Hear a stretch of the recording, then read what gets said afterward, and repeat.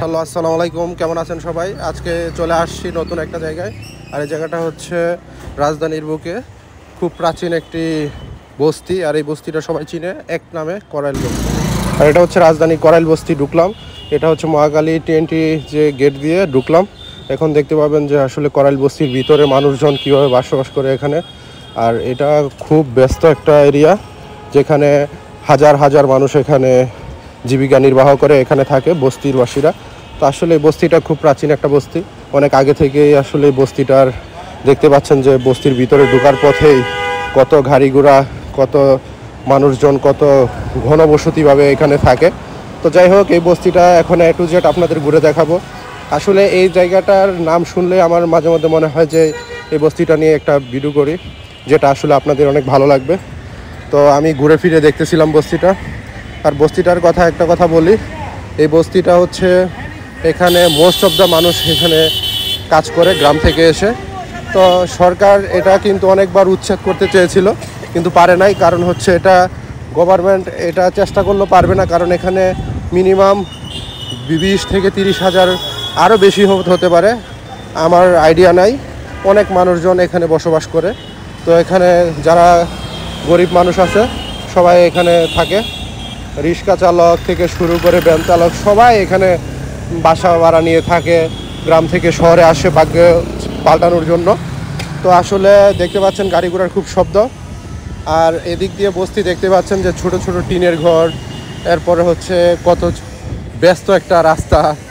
ওদের জন্য আসলে এই বস্তিটাই হচ্ছে একমাত্র সম্বল, কারণ গ্রাম থেকে শহরে এসে তারা থাকার মতো কোনো রাস্তা থাকে না, তখন এরা এই বস্তিটাতেই থাকে।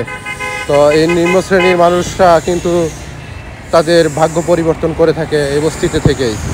তো আসলে এই বস্তিতে দেখতে পাচ্ছেন যে সুন্দর সুন্দর দোতলা টিনের বাড়ি, এই টিনের বাড়িগুলা ওরা এখানে থেকে থাকে। আসলে এটা যেমন দেখতে সুন্দর, তেমন অনেকটা রিস্ক, কারণ কিছুদিন পর পর এখানে বস্তিতে আগুন লেগে অনেক প্রাণহানি হয়ে থাকে, কারণ এই বস্তিটা হচ্ছে একটা অনেক ঘনবসতি এরিয়া। তো যাই হোক, এই বস্তিটা আমি এখন আর একটু ভিতরে যাব। দেখুন, যেমনটা মানুষের ভিড় তেমনটা নোংরা, এরপরে মানুষজন গাদাগাদি করে থাকা, সব কিছু মিলিয়ে কিন্তু একটা নতুন জীবন। তো আসলে এটা আমি দেখার পর আমার অনেকটা ভালো লাগতেছে, আবার চিন্তাও করতেছি যে ওদের জীবনটাও কেমন।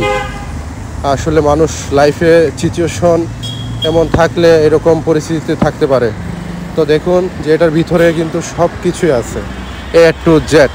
আপনার এমন কোনো কিছু নাই যে এটার ভিতরে নাই।